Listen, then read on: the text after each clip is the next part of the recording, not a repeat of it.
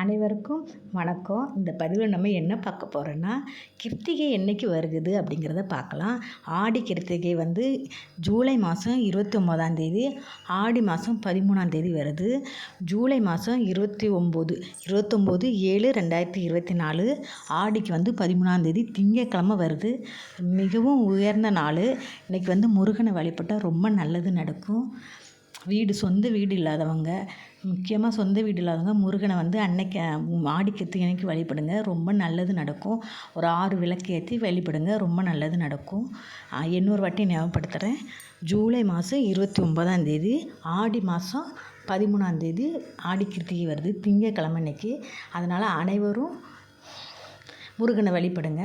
இந்த பதிவை பார்த்ததுக்கு மிகவும் நன்றி. வீடியோ பிடிச்சிருந்தா அப்படியே ஒரு லைக்கு போட்டுட்டு போங்க.